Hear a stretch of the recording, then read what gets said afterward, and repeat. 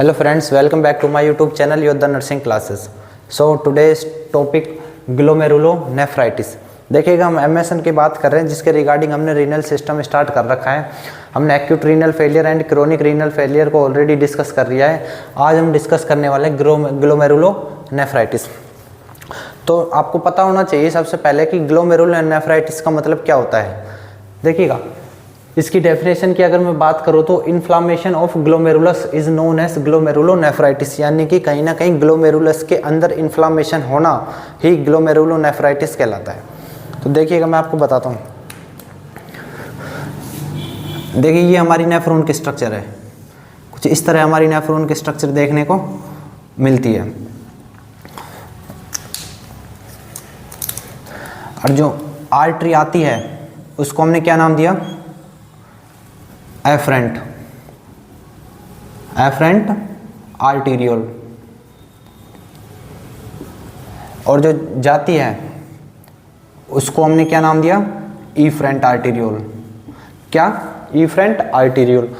जो efferent arteriole आती है और इफरेंट आर्टीरियोल जाती है, और जो यहाँ पर ग्लोमेरुलस के near by network of capillaries, यानी कि जो कैपिलरीज का नेटवर्क बनता है, यानी कि टफ ऑफ कैपिलरीज, जब मैं बोलूँ तो बंच ऑफ कैपिलरीज, इसको हमने बोला ग्लोमेरुलस। क्या, ग्लोमेरुलस।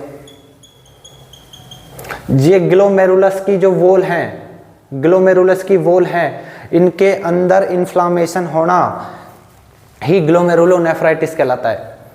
समझ में आया। एफरेंट आर्टीरियोल आ रही है, यहाँ पर नेटवर्क ऑफ कैपिलरीज बना रही है। ये क्या है, network of capillary, network of capillaries. ये नेटवर्क ऑफ कैपिलरीज, इसी को हमने बोला ग्लोमेरुलस। और ये ग्लोमेरुलस है, इसकी जो वॉल है उसके अंदर इन्फ्लामेशन होना ही ग्लोमेरुलोनेफ्राइटिस कहलाता है। ये हमारा नीचे का पार्ट क्या है, बोमन कैप्सूल, बोमन कैप्सूल। फिर नीचे क्या आ जाएगी, renal tubules, PCT, loop of Henle, DCT and collecting duct. तो शायद आपको ये चीजें समझ में आई होगी कि ग्लोमेरुलस कौन सा पार्ट होता है और इसके अंदर इन्फ्लामेशन होने को ही हम ग्लोमेरुलोनेफ्राइटिस बोलते हैं। इसके बाद में इसके कोज की अगर मैं बात करता हूं तो देखिएगा ऑटो इम्यून डिसऑर्डर, जिसके रिगार्डिंग हमारा आया group A beta haemolytic, group A beta haemolytic. इसके अंदर क्या होगा, ये मेनली किसके द्वारा होता है, ये स्ट्रेप्टोकोकस इन्फेक्शन के द्वारा होता है। ये बैक्टीरिया है, स्ट्रेप्टोकोकस बैक्टीरिया। ये अगर देखिएगा बीटा हिमोलाइटिक, ये स्ट्रेप्टोकोकस इन्फेक्शन होगा किसके द्वारा, स्ट्रेप्टोकोकस बैक्टीरिया के द्वारा। ये बैक्टीरिया क्या कोज कर देगा, ये इन्फेक्शन कोज करेगा। कहां पर कोज करेगा, ये सोर थ्रोट कराएगा। क्या कराएगा, सोर थ्रोट। कहीं ना कहीं गले में क्या कराएगा, ये सूजन पैदा करेगा, पेन पैदा करेगा, स्वेलिंग पैदा करेगा, जिससे क्या रिस्क, जिससे क्या होने का रिस्क है, जिससे रिस्क है ग्लोमेरुलोनेफ्राइटिस होने का। क्या, ग्लोमेरुलोनेफ्राइटिस।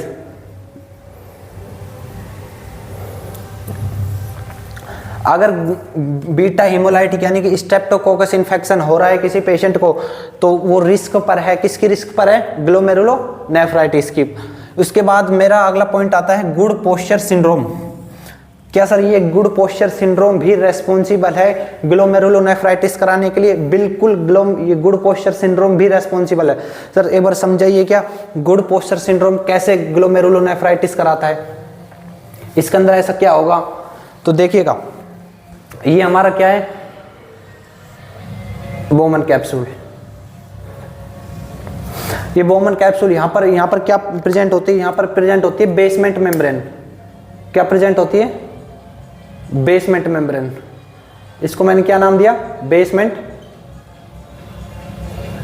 मेम्ब्रेन। किसकी बेसमेंट मेम्ब्रेन है, ग्लोमेरुलस की बेसमेंट मेम्ब्रेन। किसकी, ग्लोमेरुलस की, ग्लोमेरुलर बेसमेंट मेम्ब्रेन। नेफ्रॉन के ऊपर, ये बोमन कैप्सूल के ऊपर क्या प्रेजेंट है, ग्लोमेरुलर बेसमेंट मेम्ब्रेन। जब इस ग्लोमेरुलर बेसमेंट मेम्ब्रेन के अगेंस्ट में एंटीबॉडी बनती है, क्या बनती है, एंटीबॉडी बनती है। किसके अगेंस्ट में बनेगी, ग्लोमेरुलर बेसमेंट मेम्ब्रेन। तो वो एंटीबॉडी क्या काम करेगी, ग्लोमेरुलर बेसमेंट मेम्ब्रेन को क्या कराएगी, वो कहीं ना कहीं डिस्ट्रॉय कराएगी, उसके अंदर इंफेक्शन पैदा करके उसको क्या कराएगी, डिस्ट्रॉय कराएगी। डेस्ट्रॉय, क्या कराएगी, डेस्ट्रॉय। जब ये डेस्ट्रॉय होगी, कौन, ग्लोमेरुलर बेसमेंट मेम्ब्रेन डेस्ट्रॉय होगी, तो कहीं ना कहीं क्या वहाँ पर आरबीसी प्रेजेंट होगी, सेल भी रप्चर होगी, सेल रप्चर होगी, तो कहीं ना कहीं इसका जो साइन की अगर मैं बात करूँ, क्या साइन देखने को मिलेगा, क्या साइन देखने को मिलेगा, तो हिमेटूरिया। इसका मतलब क्या है, यूरिन के अंदर ब्लड आना। क्या, यूरिन के अंदर ब्लड आना। सर ब्लड, यूरिन के अंदर ब्लड क्यों आया, क्योंकि ग्लोमेरुलर बेसमेंट मेम्ब्रेन के अगेंस्ट में क्या बनी, एंटीबॉडी।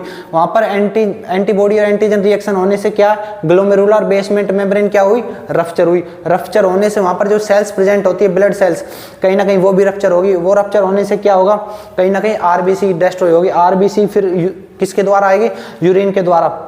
यूरिन के अंदर आरबीसी का आना, हिमेटूरिया, हिमेटूरिया। तो सर यहाँ पर यूरिन का कलर कैसा देखने को मिलेगा, कहीं ना कहीं डार्क यूरिन कलर देखने को मिलेगा। क्यों, क्योंकि उसके अंदर क्या प्रेजेंट है, ब्लड सेल्स प्रेजेंट है, आरबीसी कहीं ना कहीं प्रेजेंट है। तो ये तो मैंने बात करी गुड पोस्चर सिंड्रोम। ये मेरा पहला केस था। कौन सा केस, ये पहला केस। सर दूसरा केस किसके रिगार्डिंग हो सकता है, दूसरा केस हो सकता है लंग्स के रिगार्डिंग। किसके रिगार्डिंग, लंग्स के रिगार्डिंग। लंग्स के रिगार्डिंग क्या होगा, लंग्स के रिगार्डिंग आप देखिएगा, ये तो किसके अंदर हुई, ग्लोमेरुलर बेसमेंट मेम्ब्रेन। अब मैं बात करूं एल्वुलार बेसमेंट मेम्ब्रेन, एल्वुलार बेसमेंट मेम्ब्रेन। तो इसके अंदर क्या होगा, ये लंग्स के अंदर जो एल्वुलाई है, उसकी जो एल्वुलार मेम्ब्रेन है, जो उसकी क्या है, मेम्ब्रेन है, कहीं ना कहीं वहां पर एंटीजन, वहां पर एंटीबॉडी रिएक्शन होगी, यानी कि वहां पर एंटीबॉडी बनेगी। किसके अगेंस्ट में बनेगी, एल्वुलार बेसमेंट मेम्ब्रेन के वहां पर। तो वो भी डिस्ट्रॉय कर देगी किसको, एल्वुलार सेल को। एल्वुलार डिस्ट्रॉय होने से वहां पर क्या साइन देखने को मिलेगा, हीमोपटाइसिस। क्या, हीमोपटाइसिस, हीमोपटाइसिस। इसका मतलब क्या होता है सर, हीमोपटाइसिस का मतलब होता है कि ब्लड का आना कफिंग के साथ, यानी कि कफ के साथ ब्लड का आना। सर कफ के साथ ब्लड क्यों आएगा, क्योंकि वहां पर लंग्स के अंदर जो एल्वुलार बेसमेंट मेम्ब्रेन है, एल्वुलाई के रिगार्डिंग, वो क्या होगी, रप्चर होगी। क्यों रप्चर होगी, क्योंकि वहां पर एंटीबॉडी बन गई इसके रिगार्डिंग, यानी कि इसके अगेंस्ट में। तो एल्वुलार बेसमेंट मेम्ब्रेन रप्चर होने से क्या होगी, वो कहीं ना कहीं ब्लडिंग होगी। किसके साथ, कफिंग के साथ। जैसे आप खांसोगे तो खांसी के साथ साथ क्या आएगा, ब्लड आएगा। तो ये क्या था, हीमोपटाइसिस और एक हिमेटूरिया, ये दो साइन है रिगार्डिंग, याद रखिएगा किसके रिगार्डिंग, गुड पोस्चर सिंड्रोम के। अगर किडनी के रिगार्डिंग में बात करूं तो हिमेटूरिया, और लंग्स के रिगार्डिंग अगर हम बात करेंगे तो हिमोपटाइसिस। ठीक है, उसके बाद उसकी फैमिली हिस्ट्री देखेंगे। फैमिली हिस्ट्री यानी कि कहीं ना कहीं कोई पुरानी, यानी कि मैं बात करूं तो कहीं ना कहीं पेरेंट्स के रिगार्डिंग कोई डिजीज तो नहीं रही है किडनी की। ठीक है, उसके बाद में देखता हूं current and past kidney disease, या तो पेशेंट के कोई करंट डिजीज हो किडनी की, या फिर पास्ट में कोई डिजीज रही हो। ठीक है, इसके बाद हमने बात कर ली इसकी डेफिनेशन की, इसकी कोज की। इसके हम टाइप और साइन एंड सिम्टम्स को देखते हैं। तो देखिएगा, मैं इसके टाइप्स की अगर मैं बात करूं तो ऑनसेट के मैं बेसिस पर देखता हूं तो एक्यूट एंड क्रोनिक। एक्यूट के रिगार्डिंग क्या होगा, एक्यूट के रिगार्डिंग जो भी इन्फ्लामेशन यानी कि इन्फेक्शन होगा, इन्फ्लामेशन होगा ग्लोमेरुलोनेफ्राइटिस में, वो होगा फ्यू डेज से फ्यू वीक, यानी कि कुछ दिनों से लेकर कुछ सप्ताह तक। अगर मैं क्रोनिक के रिगार्डिंग में बात करूं तो वो मंथ से लेकर यानी कि कुछ महीनों से लेकर कुछ साल तक भी चल सकता है। अब हमारे जो इंपॉर्टेंट है वो है sign and symptoms. Sign and symptoms के रिगार्डिंग पहला आता है हिमेटोयूरिया, यानी कि हिमेटोयूरिया यानी कि यूरिन के रिगार्डिंग ब्लड आना। क्या, यूरिन के साथ साथ ब्लीडिंग होना।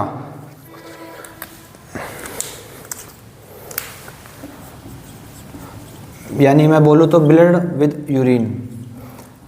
अब क्वेश्चन आएगा कि सर यूरिन के साथ साथ ब्लीडिंग कैसे हो रही है, यानी कि हिमेटोयूरिया कैसे हो रहा है।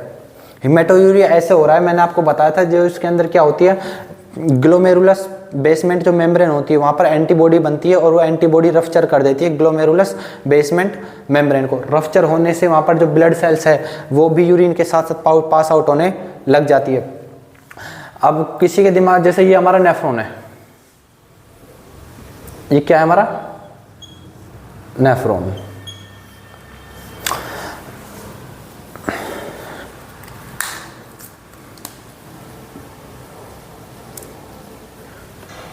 हिमेटोयूरिया हो रहा है। ठीक है भाई, अब किसी के दिमाग में क्वेश्चन आएगा कि हमको पता कैसे चलेगा जो आरबीसी ब्लड आरबीसी यूरिन के साथ आ रही है वो नेफ्रॉन की है या फिर ब्लेडर की है या यूरेटर की है? समझ में आई बात? मैं बोल रहा हूँ हीमेटोयूरिया हो रहा है यानी कि ब्लड के साथ साथ क्या आ रहा है? यूरिन आ रहा है, यानी कि यूरिन के साथ साथ ब्लीडिंग हो रही है, यूरिन के साथ ब्लड आ रहा है। अब आप ये श्योर कैसे हो कि जो ब्लड आ रहा है वो नेफ्रॉन से ही निकल रहा है? क्या पता वो ब्लेडर से हो, क्या पता ब्लेडर के अंदर कोई इंजरी हो गई हो, यूरेटर के अंदर कोई इंजरी हो गई हो, वहां से वो ब्लड आ रहा है। इसको समझने के लिए आप एक चीज समझिएगा, जो आरबीसी है उसका नॉर्मल शेप कैसी होती है? बाइकॉनकेव शेप की होती है। कैसी होती है? बाइकॉनकेव, या मैं बोलूं तो इसको डिस्क शेप। किस शेप की होती है? Disc shape. जब आप इस हीमेटोयूरिया यानी कि यूरिन के साथ जो ब्लड आ रहा है उसको आप असेस करते हो, उसको क्या करते हो? असेस करने पर उसके अंदर जो आरबीसी होती है, क्या होती है? आरबीसी।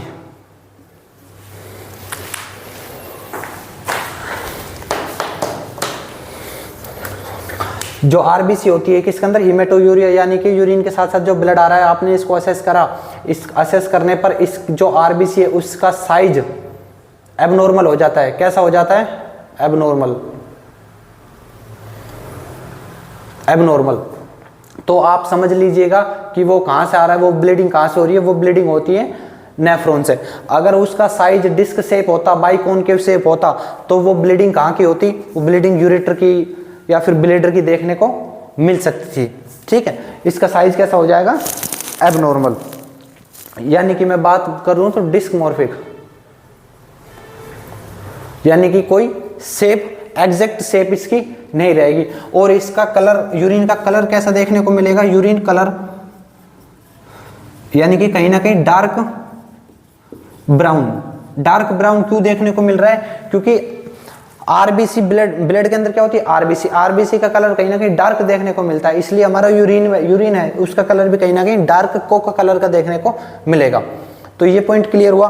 उसके साथ साथ मैं बात करता हूं प्रोटीन यूरिया। दूसरा साइन क्या है हमारा? Protein urea. प्रोटीन यूरिया का मतलब क्या होता है?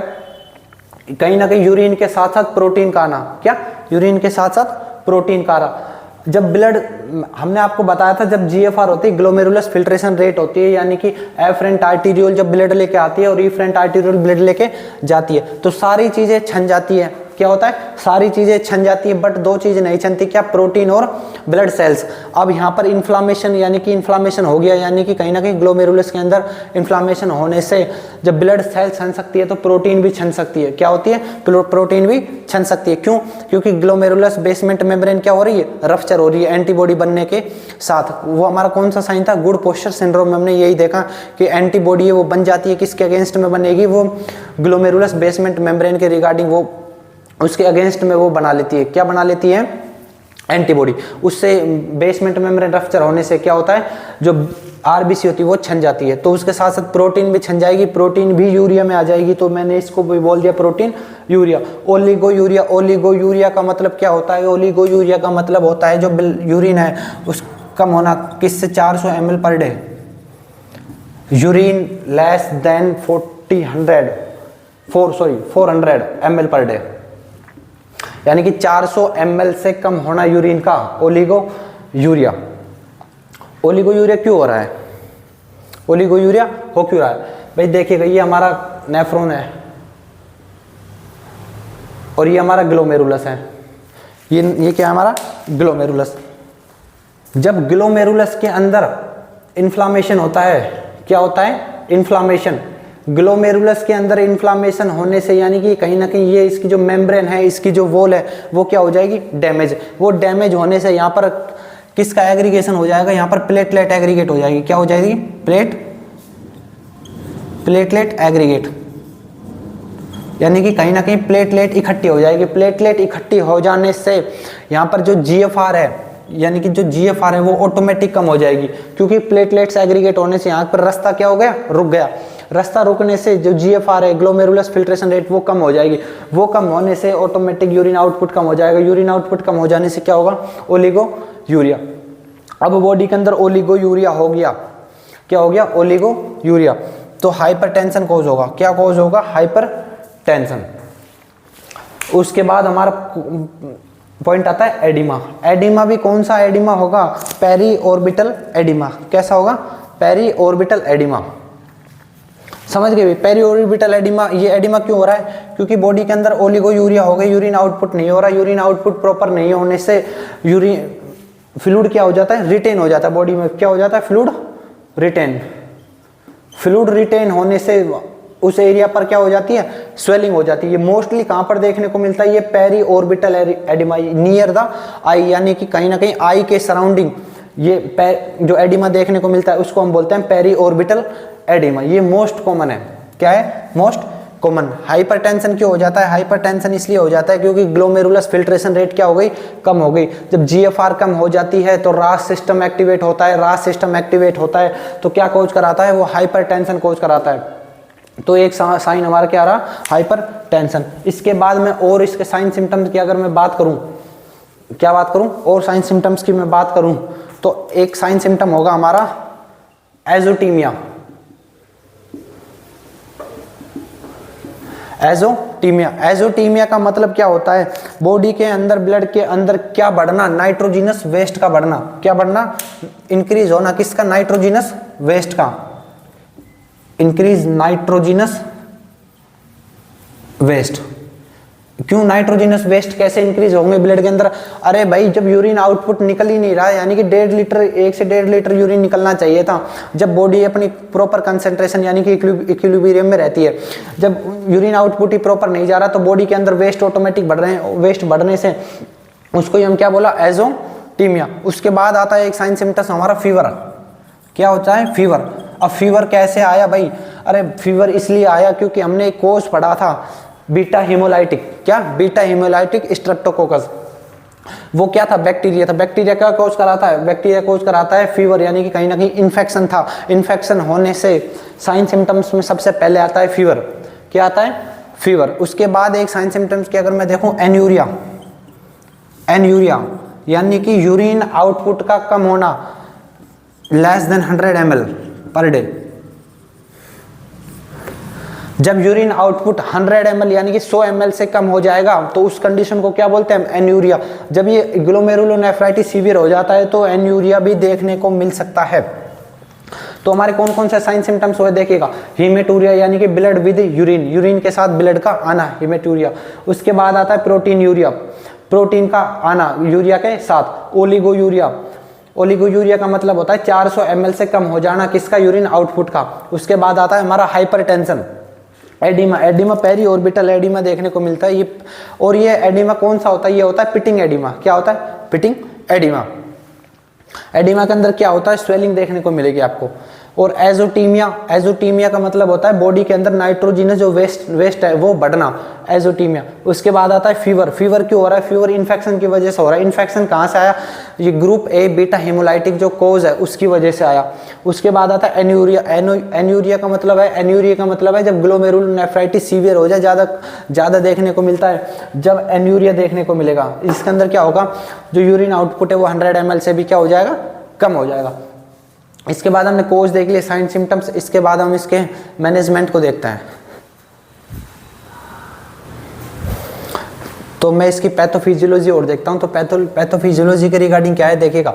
ड्यू टू कोज यानी कि कोई भी कोज हो सकता है, चाहे वो गुड पोस्चर सिंड्रोम हो, चाहे कोई फैमिली हिस्ट्री रही हो पेशेंट की, चाहे उसको बीटा हेमोलाइटिक इन्फेक्शन हो, कोई सा भी कोज हो सकता है। उसके बाद उसमें क्या होगा? कोज होने से एंटीजन एंटीबॉडी रिएक्शन देखने को मिलेगी पेशेंट के रिगार्डिंग। एंटीजन एंटीबॉडी रिएक्शन होने से क्या होगा? जो डिले ग्लोमेरुलर फिल्ट्रेशन फंक्शन, जो ग्लोमेरुलस के जो फंक्शन है उन पर क्या होगा? इफेक्ट पड़ेगा। अरे जब कोई चीज़ नॉर्मल चल रही है, जब उस पर आप कोई इफेक्ट डालते हो तो उसके फंक्शन ऑटोमेटिक क्या हो जाते हैं? डिक्रीज हो जाते हैं, यानी कि डिले हो जाते हैं।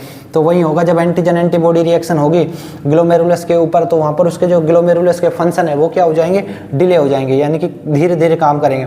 उसके बाद इफेक्ट ग्लोमेरुलस बेसमेंट मेम्ब्रेन, जो ग्लोमेरुलस के अंदर जो बेसमेंट मेम्ब्रेन है वो क्या होगी? इफेक्ट होगी। वो इफेक्ट होने से जीएफआर क्या होगी? कम होगी। जीएफआर कम होने से ग्लोमेरुलोनेफ्राइटिस क्या होगा? कोज होगा। तो ये इसकी पैथोफिजियोलॉजी थी। छोटी सी है, आसान है बहुत। अब इसके डायग्नोस्टिक इवोल्वेशन, डायग्नोस्टिक इवोल्वेशन क्या है? डायग्नोस्टिक इवोल्वेशन ये है कि हमें कंफर्म करना है क्या पेशेंट को क्या है, ग्लोमेरुलोनेफ्राइटिस। तो पेशेंट को ग्लोमेरुलोनेफ्राइटिस कंफर्म करने के लिए हम कुछ टेस्ट कराते हैं। तो पहला है ब्लड टेस्ट। ब्लड टेस्ट के रिगार्डिंग हम क्या देखेंगे? ब्लड टेस्ट के रिगार्डिंग हम देखेंगे blood urea nitrogen, creatinine,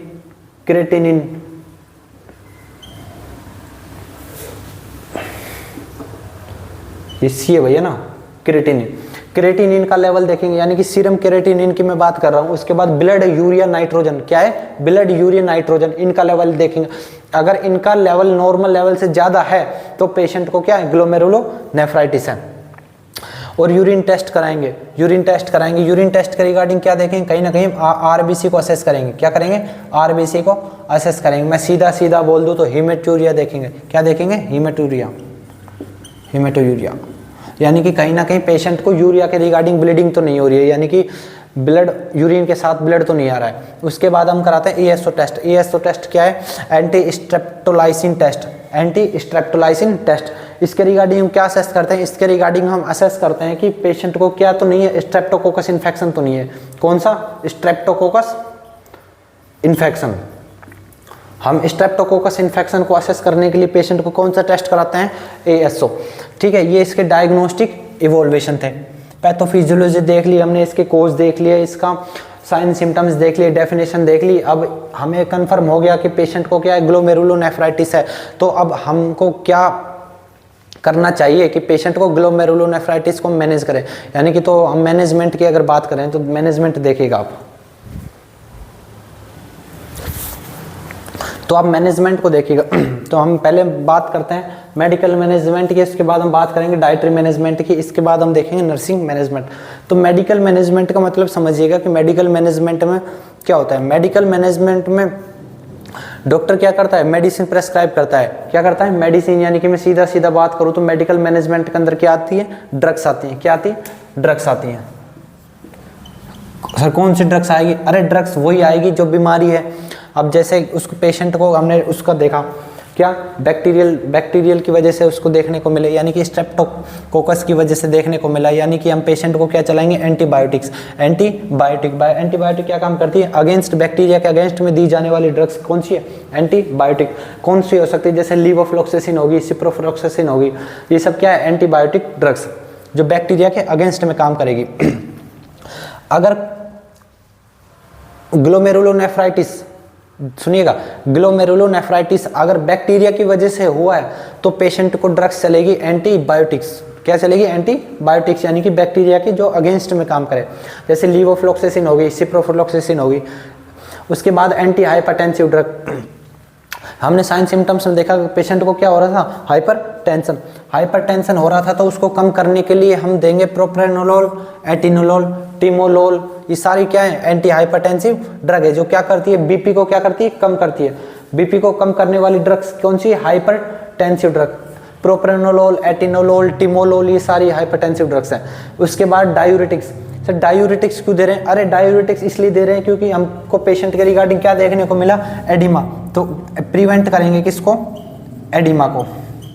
oedema को रोकने के लिए हम क्या चलाएंगे पेशेंट को? डायूरेटिक्स कौन सी? फ्यूरोसेमाइड होगी, स्पाइरोलैक्टोन हो गई, ये सब क्या है? डायूरेटिक्स। इसके बाद में डाइटरी मैनेजमेंट की बात करूं, यानी कि पेशेंट को हमको कौन कौन सी डाइट देनी चाहिए और कौन कौन सी डाइट पेशेंट को अवॉइड करनी चाहिए। तो सबसे पहले हमको देना है लो प्रोटीन डाइट। क्या? डाइट के अंदर प्रोटीन का लेवल बिल्कुल लो रखेंगे। क्यों? क्योंकि पेशेंट को हमने देखा पेशेंट को हीमेटोयूरिया हो रहा था, साथ साथ में प्रोटीन यूरिया भी हो रहा था, यानी कि कहीं ना कहीं यूरिन के साथ साथ प्रोटीन का लॉस होना। अगर हम उसको और प्रोटीन देंगे तो प्रोटीन का ज़्यादा लॉस होगा, तो हमको प्रोटीन क्या करना है? अवॉइड करना है। लो सोडियम, यानी कि कहीं ना कहीं सोडियम का लेवल भी हमको लो रखना है। क्यों? क्योंकि पेशेंट को एडिमा हो रहा है, फ्लूइड का क्या है? रिटेन ज़्यादा हो रहा है, तो लो सोडियम डाइट। उसके बाद हाई कैलोरी, यानी कि कैलोरी को कहीं ना कहीं डाइट के रिगार्डिंग हम ज़्यादा रखेंगे। तो ये था हमारा management, medical management, dietary management. तो इसके बाद एज ए नर्स हमको तो हमारे लिए तो इम्पोर्टेंट तो क्या है? Nursing care.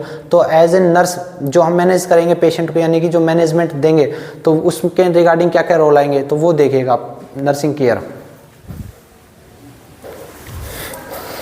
तो भाई अब नर्सिंग केयर देखिएगा आप। नर्सिंग केयर का रिगार्डिंग क्या होता है? आप सभी को पता है नॉर्मल अगर कोई पेशेंट हॉस्पिटल के अंदर कोई बीमार है, कोई इन्फेक्शन हो रहा है, उसको कुछ भी हुआ है, तो एज ए नर्स आप उसको क्या क्या केयर दे सकते हो, यानी कि क्या क्या उसको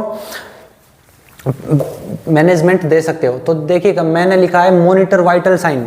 तो सबसे पहले आप हॉस्पिटल के अंदर जाते हो तो सबसे पहले कोई पेशेंट आता है तो सबसे पहले आप क्या मॉनिटर करते हो, इसका वाइटल, बीपीटीपीआर यानी कि ब्लड प्रेशर, टेम्परेचर, पल्स, ये सारे क्या मॉनिटर करते हो आप, उसके वाइटल साइन। उसके बाद आता है मेरा मॉनिटर करना उसका इनटेक एंड आउटपुट, यानी कि पेशेंट को असेस करना उसको ओलिगो यूरिया तो नहीं हो गया कहीं ना कहीं, एनयूरिया तो नहीं हो गया है, ठीक है। उसके बाद आता है असेस क्लाइंट वेट, क्लाइंट का वेट चेक करना है हमको कि क्लाइंट का वेट कम तो नहीं हो रहा है। प्रोवाइड कूल एंड काम एनवायरनमेंट, प्रोवाइड कूल एंड काम एनवायरनमेंट। प्रोवाइड प्रेस्क्राइब ड्रग्स, उसको प्रोवाइड करानी है जो डॉक्टर ने ड्रग्स लिखी हैं, जैसे एंटीबायोटिक, एंटी हाइपरटेंसिव ड्रग्स, ये जो ड्रग्स डॉक्टर के द्वारा लिखी गई है ये पेशेंट को क्या करना, प्रोवाइड कराना। उसके बाद provide best rest during the acute phase, अगर पेशेंट एक्यूट फेज के अंदर है, यानी कि मैं बात करूँ तो पेशेंट इनिशियली फेज में है ग्लोमेरुलोनेफ्राइटिस की में, तो उसको प्रोवाइड कराना बेस्ट रेस्ट उसको प्रोवाइड कराना। उसके बाद आप और लिख सकते हो, जैसे क्या लिख सकते हो कि पेशेंट को साइकोलॉजिकल सपोर्ट देना, पेशेंट को ग्लोमेरुलोनेफ्राइटिस के बारे में समझाना, इसकी जानकारी देना, समझ गए। और इसके जो पॉइंट जो आपको याद आए इससे रिलेटेड वो आप सब इसके अंदर नर्सिंग मैनेजमेंट के अंदर लिख सकते हो। तो ये था हमारा ग्लोमेरुलोनेफ्राइटिस। हमने एक्यूट रीनल फेलियर को देख लिया, क्रोनिक रीनल फेलियर, और ये हमारे टॉपिक ग्लोमेरुलोनेफ्राइटिस। इसके बाद हम चालू करेंगे नेफ्रोटिक सिंड्रोम। तो वीडियो पसंद आए तो लाइक, शेयर एंड सब्सक्राइब जरूर कीजिए और योद्धा नर्सिंग क्लासेस से जुड़े रहें, चैनल को शेयर कीजिए। Thank you.